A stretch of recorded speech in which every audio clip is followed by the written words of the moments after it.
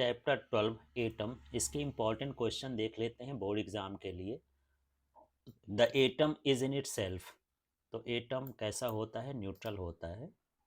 Next question is when alpha particle comes near to the nucleus it gets scattered because being positively charge. Alpha particle positively, nucleus भी क्या होता है? Positively होता है।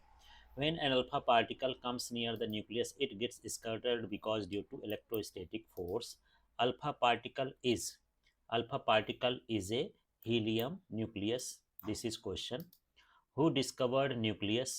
Ernest Rutherford discovered nucleus. Balmer series of hydrogen spectrum is in which part of the electromagnetic spectrum? Balmer series lies in visible spectrum. The minimum angular momentum of electron in hydrogen atom is h upon 2 pi. In alpha particle scattering experiment, the path of alpha particle is hyperbolic. The speed of electron is maximum in the first orbit. The energy of an electron is negative. The number of lines in the line spectrum of each element is indefinite. The size of an atom is about 10 to the power minus 10 meter. The size of nucleus is about 10 to the power minus 15 meter. The radius of the fundamental orbit of hydrogen atom, that is fundamental orbit or first orbit, is 0.51 angstrom. The energy of each atom is quantized. Lowest energy of hydrogen atom is minus 13.6 volt, and ionization energy of hydrogen atom is same but in positive, that is 13.6 electron volt. That is plus में रहेगा, 13.6 volt रहेगा electron volt. फिर the emission of linear spectrum act as a fingerprint in the identification of the gases. What is the energy of electron in infinite orbit? Zero. Right the value of Rydberg constant R equal to 1.097 into 10 to the power 7 per meter. Why does the gold nucleus remain stable in the scattering process in Rutherford's experiment? Because the gold nucleus is about 50 times heavier than the alpha particle. What is Balmer series in hydrogen spectrum?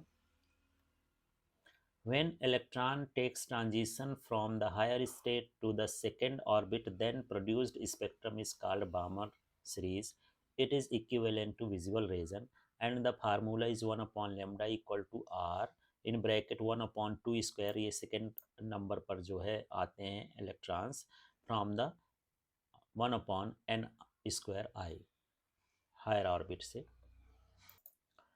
Why gold foil is kept extremely thin in alpha particle scattering experiment so that the alpha particle cannot be scattered many times?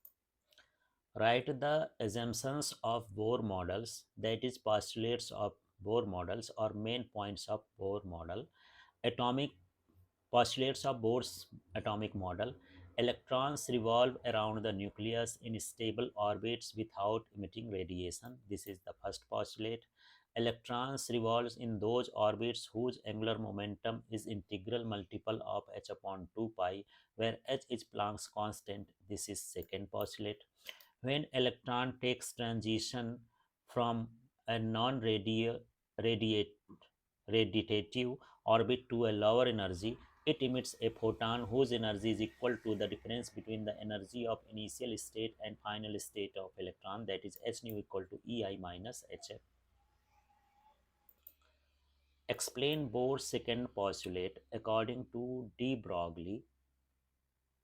According to de Broglie, the radius of the orbit of an electron is integral multiple of wavelength of electron. Therefore 2 pi r equal to n lambda. ये circumference में कितना है figure भी आपको draw करना है। n lambda waves होंगी।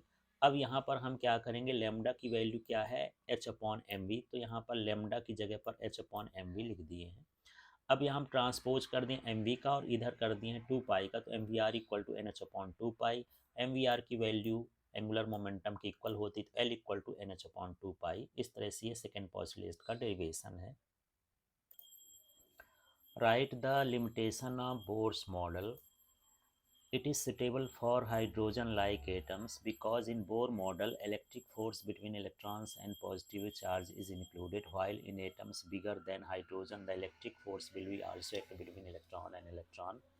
It explains the frequencies of light but hydrogen atoms, but it cannot explain the relative intensities of the frequencies. What is the minimum wavelength present in Parsons series? For the minimum wavelength present in Parsons series, we use Rydberg formula 1 upon lambda equal to r 1 upon f square minus 1 upon ni square. इसको nf भी लिख सकते हैं आप. अब इस फार्मूले में वैल्यू पुट कर देंगे 1 अपॉन लेमडा. रिडवर्क फार्मूला की ये रिडवर्क कांस्टेंट की वैल्यू है, गिवन नहीं रहेगा.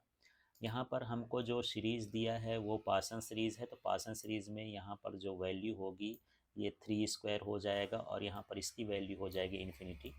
इसकी वैल्यू हो जाएगी 0, तो यहाँ 1/9 होगा. इसके बाद इस लेमडा को हम ऊपर लिखेंगे तो ये जो 9 है ऊपर चला जाएगा, बाकी की चीज़ें नीचे आ जाएंगी. और इसको हम सॉल्व करके देखेंगे तो ये 8.20 इंटू 10⁻⁷. यदि ये पॉइंट को हम 2 डिजिट रिप्लेस करते हैं तो 10⁻⁹ 10⁻⁹ को नैनोमीटर लिख देंगे. Next question is the lowest state of hydrogen atom is -13.6 electron volt. What will be its kinetic and potential energy? We have E equal to -13.6 electron volt. Lowest state की energy. हमको kinetic energy, तो kinetic energy जो होता है total energy के negative के equal होता है. तो यहाँ पर ये माइनस हो गया, ई की वैल्यू -13.6 हो गया, तो पॉजिटिव में आ जाएगा 13.6 इलेक्ट्रॉन वोल्ट. पोटेंशियल एनर्जी जो होता है ये टोटल एनर्जी का 2 टाइम्स होता है, तो यहाँ पर 2 लिख देंगे. ई की वैल्यू -13.6 है, इसको मल्टीप्लाई करेंगे तो -27.2 इलेक्ट्रॉन वोल्ट हो जाएगा. Next question, derive equation for total energy of electron or prove total energy of electron is negative. The electrostatic force of attraction between nucleus and the electrons provides the requisite centripetal force. That is centripetal force equal to ये electrostatic force होगा, तो ये centripetal force का formula है mv²/r और ये 1/4πε0 e²/r ये electrostatic force है. अब यहाँ पर जो है 1/2 से मल्टीप्लाई कर देंगे, यहाँ पर इस आर को और इस आर को कैंसिल करेंगे. हाफ mv² हो गया, तो हाफ से इधर मल्टीप्लाई करेंगे तो 4 से मल्टीप्लाई कर देंगे 2 का तो 8 हो जाएगा. इस तरह से ये फार्मूला हो गया. अब यहाँ पर जो ये फार्मूला ऊपर आया ये काइनेटिक एनर्जी के इक्वल है ये फार्मूला, इसलिए यहाँ पर के लिख देंगे तो 1/8ε0 e²/r ये काइनेटिक एनर्जी हो गई इलेक्ट्रॉन की. अब हमको पोटेंशियल एनर्जी फाइंड करना है, तो पोटेंशियल एनर्जी का formula U equal to -1/4πε0 Q1 Q2/r होता है. Q1 की वैल्यू और Q2 की वैल्यू E ही है, तो यहाँ पर E² हो जाएगा. अब हमको टोटल एनर्जी निकालना है, तो E equal to K plus U है, तो ये वाली वैल्यू K की जो आई थी वो लिख देंगे और ये वैल्यू जो U की आई थी ये U की लिख देंगे, यही वैल्यू. अब दोनों वैल्यू लिखने के बाद यहाँ पर हम कॉमन ले लेंगे जो है और इसको सॉल्व कर देंगे, तो ये हो जाएगा E इक्वल टू -1/8πε0 e²/r. इसमें कॉमन लेके सॉल्व करेंगे तो ये आ जाएगा. The total energy of electron is negative. This implies that the electron is bound by two the nucleus. Derive expression for radius of hydrogen atom or Bohr's radius from second postulates L equal to NH/2π. L की value क्या होती है mvr होती, इधर का यही लिखेंगे, लेकिन जहाँ जहाँ v आएगा r आएगा उसके सब स्क्रिप्ट में आपको nn लिख देना है, जिससे पता चले कि किस ऑर्बिट के जो है वेलोसिटी है और किस ऑर्बिट का रेडियस है. यहाँ पर हम देख लेते हैं अगले स्टेप में, इन पूरे स्टेप को हम जो है स्क्वायर कर देते, m square v square r square n square h square 4 square pi square, इस तरह से हम इसको दोनों तरफ स्क्वायरिंग कर दिए.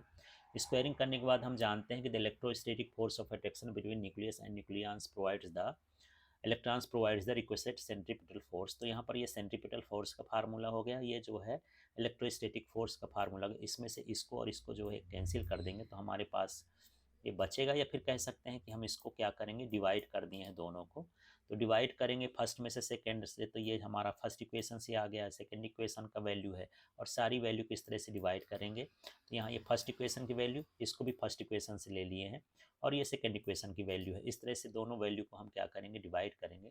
डिवाइड करने के बाद आर एन की वैल्यू इतनी आ जाएगी, तो R n is directly proportional to n square for n1 first orbit के लिए जो रेडियस है ये फार्मूला हो जाएगा और इसकी वैल्यू यहाँ पर जो आएगी इसमें, तो ये सारी वैल्यू पुट करने के बाद जो हमको वैल्यू मिलेगी वो 0.51 एंगस्ट्रॉम होगी. ये तो फर्स्ट ऑर्बिट की जो है एनर्जी होती है, तो यहाँ से रेडियस उसकी पता चलता है कि रेडियस कैसी है, उसकी क्वांटाइज्ड है.